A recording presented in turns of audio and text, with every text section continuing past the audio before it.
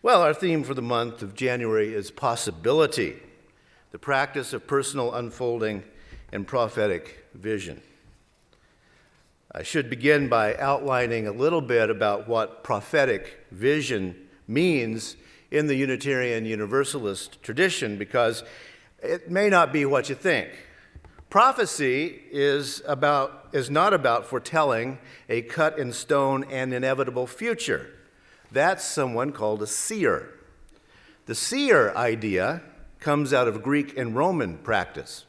Seers studied the patterns of birds in flight or the spots on a sacrificed animal's intestines and things like that, and then told what was going to happen. The purpose of seers was merely to warn, and the purpose of prophecy was to prepare. In that tradition, there was no way out of the fate that was cast. Take, for instance, the famous case of Oedipus Rex, a story in which the father and king, Laius, is told that he and his wife's bouncing new baby boy will kill his father and marry his mother. Laius, the dad, immediately sets out to avoid that fate, but it happens anyway. That view of prophecy continues into some Christian theologies. You can take, for example, the book of Revelation and the brouhaha that it has caused over the years. The Hebrew prophetic tradition is different. Generally speaking, Hebrew prophets related the words of God, usually with a message of somehow the shape of the Lord thus spake and that kind of thing. But there was a choice involved, and those warned could change their minds and save themselves in that tradition. Now, my favorite is from the book of Amos, chapter 5, verses 21 to 23, and here's God talking. Quote, I despise your feasts and take no delight in your solemn assemblies. Even though you offer your burnt offerings and cereal offerings, I will not accept them. And the peace offerings of your fatted beasts I will not look upon. Take away from me the noise of your songs. To the melody of your harps I will never listen. End quote. Now, this prophecy pretty well blows up organized religion if you stop and think about it. And it turns religious practice into, instead, ethical practice, which is a very humanist way of looking at religious duties. Religious traditions and practice are virtually irrelevant, says Amos. What most matters is the way each of us works to end systemic poverty and oppression. The contrast that the prophet Amos makes is between a prophet and a priest.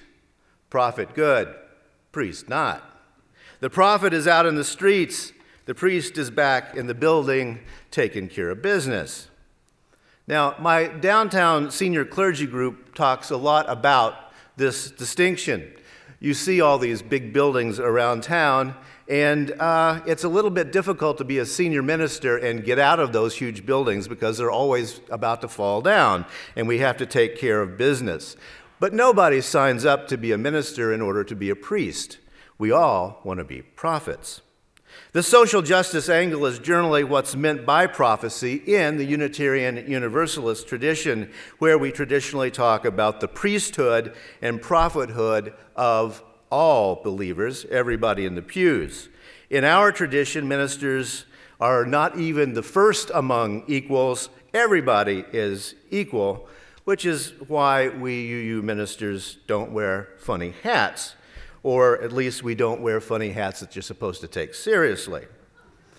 Prophecy, then, is not about looking into a crystal ball or at tea leaves or at spotted goat guts.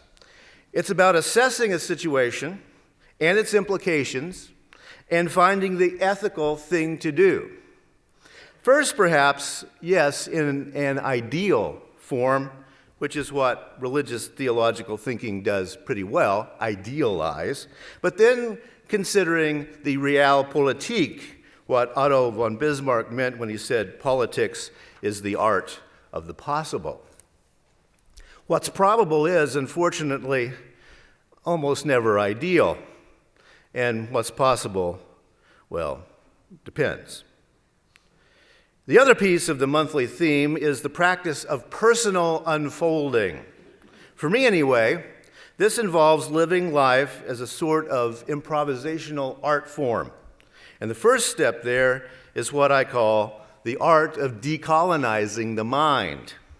Because seeing clearly is about getting rid of as many preconceptions and misperceptions and assumptions as possible. And a key part of that equation is knowing that none of us can ever achieve that view from nowhere, that completely neutral and objective viewpoint. And we should never pretend to ourselves and others that we can achieve that. None of which is to say we shouldn't try to do that. It remains an open question whether or not kids have to be carefully taught to hate. But it's not debatable that the specificity of our assumptions and desires are manufactured by our society, our culture, and it's a pretty darn sophisticated marketing apparatus all around us. None of us is born loving a particular boxed mac and cheese or a particular triple-decker hamburger with fake smoke flavor.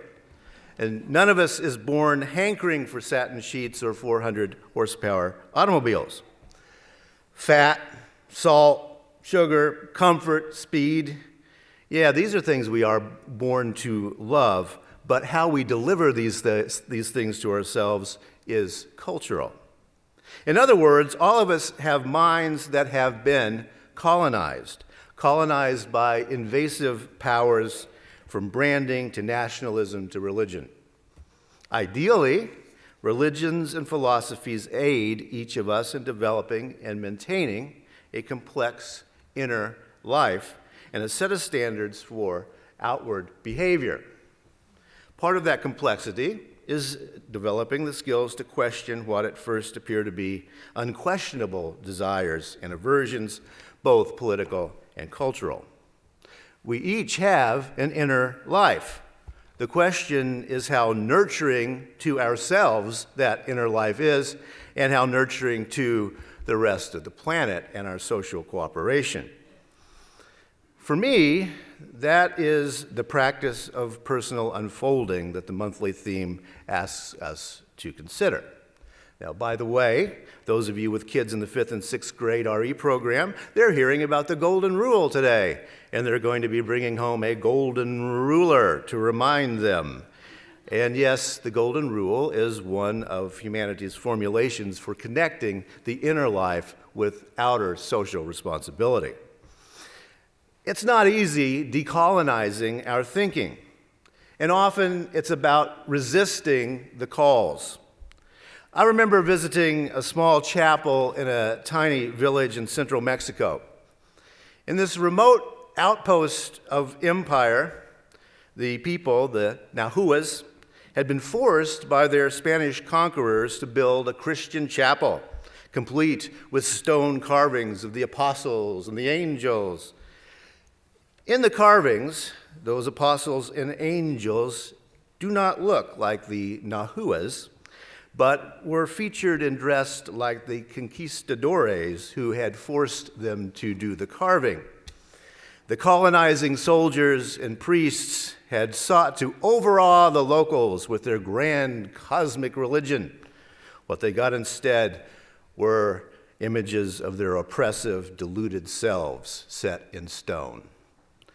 Each of us has a colonized mind. Taking a deep look at the colonizers and the colonized is not easy, but it's necessary because resistance is never futile. I was very pleased to find that several hundred feet from that chapel, in a little jumble of cactus, the Nahuas had built a tiny altar to the goddess of corn.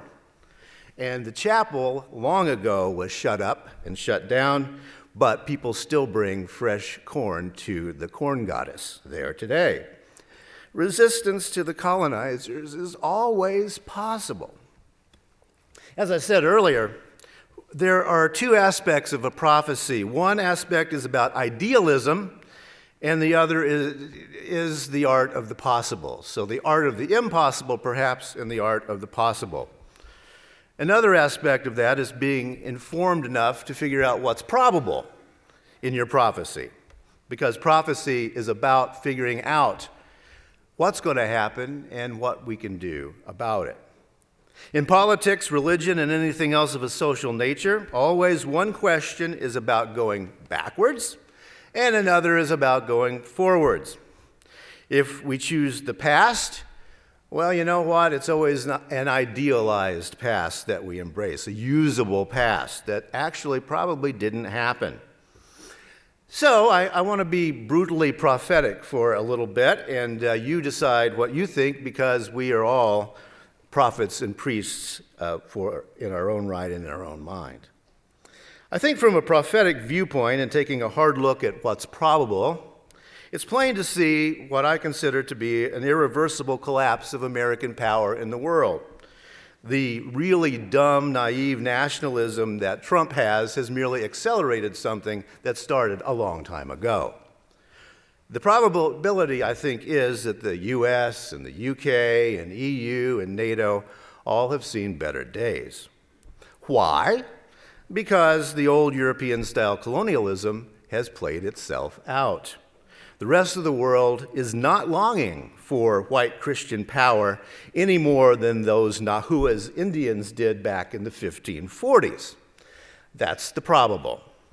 Europeans and Europeanized Americans believed that we were succeeding in the world because of the power of our ideas. But actually, it was the power of our applied science that was doing the trick, and the rest of the world has now caught up. That has implications for the future, I prophesy. If your armies aren't out in the world stealing stuff for you, your cost of living goes up and your quality of living goes down. And I believe that's the future I can prophesy. The fact is, when the economic system becomes global, so do wages, and so does the standard of living. And the rich nations such as us, we're going to notice a little bit of a decline. It's going to hurt in the rich nations.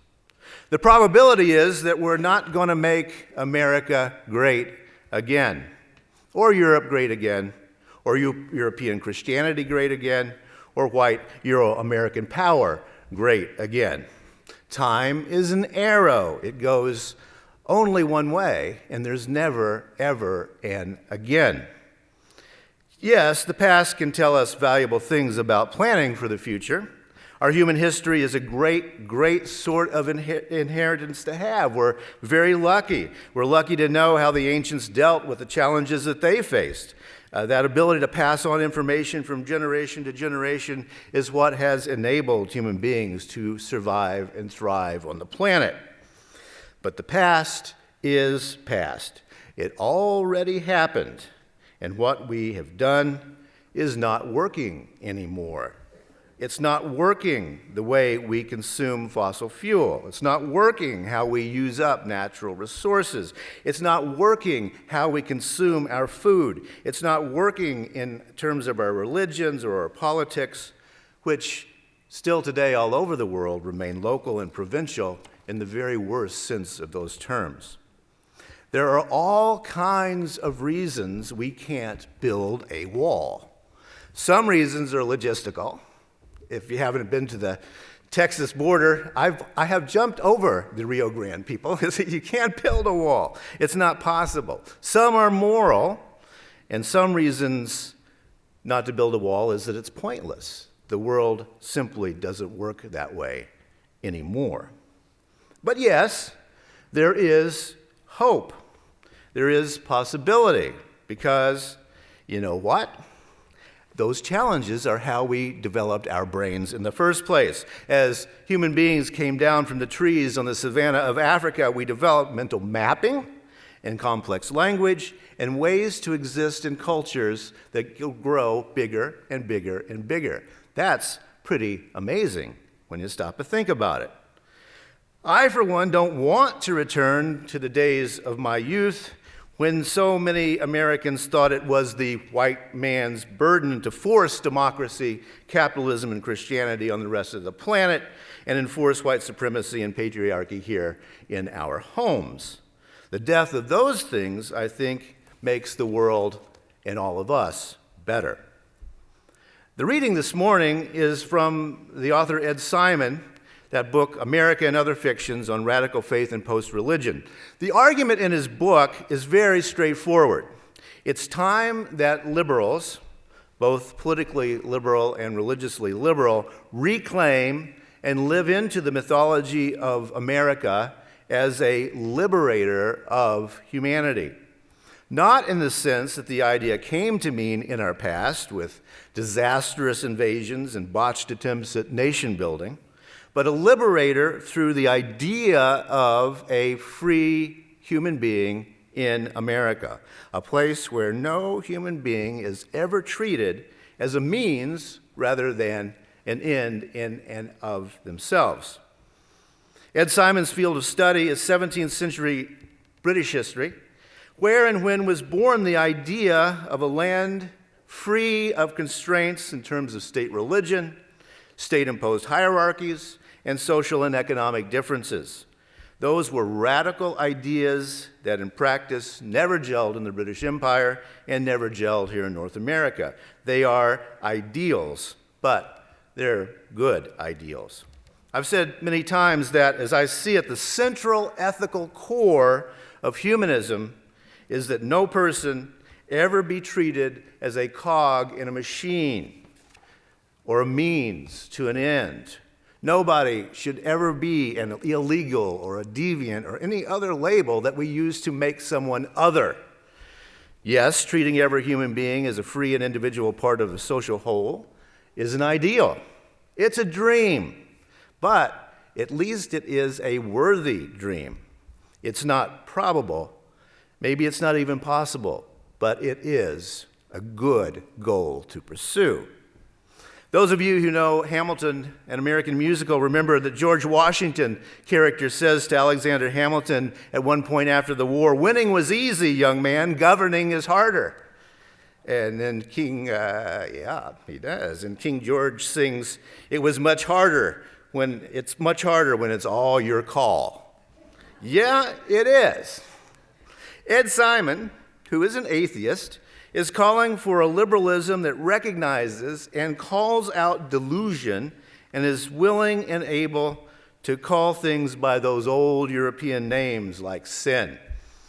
He's calling for a liberalism that recognizes that American evil is the result of way more than failing to listen to the right NPR broadcast. In his view, Trump is the product of liberalism, not conservatism. A liberalism that believes falsely and naively that everyone is trying to do the right thing, they just don't understand how. He uses the old myth of original sin, saying that describes a human propensity that we need to recognize in ourselves and in our government. Sometimes we need to call things just plain evil. In your order of service this morning is a little quote from Oscar Wilde from 1891 and its essay called The Soul of Man Under Socialism.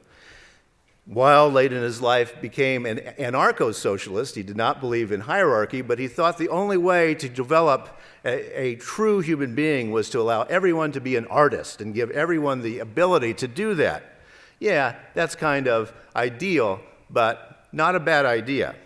Quote, he says, "A map of the world that does not include utopia is not worth even glancing at, for it leaves out the one country at which humanity is always landing."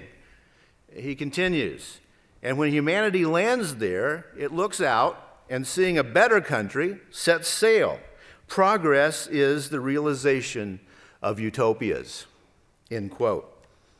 Our ability to imagine things which are not now the case is one of our greatest human gifts. That ability allows for prophecy and dreaming and social change, real social change. The other function of that utopia on the map, of course, is hope. Can you or I ever decolonize our minds? No. We can't do that any more than we can achieve a completely carbon neutral existence or a prejudice-free mind. We're not saints, but you know what? The saints weren't saints either. They were human. What we can do is embrace an ideal and a meaning and a purpose and a dedication to improving ourselves and our planet right here in our very real world.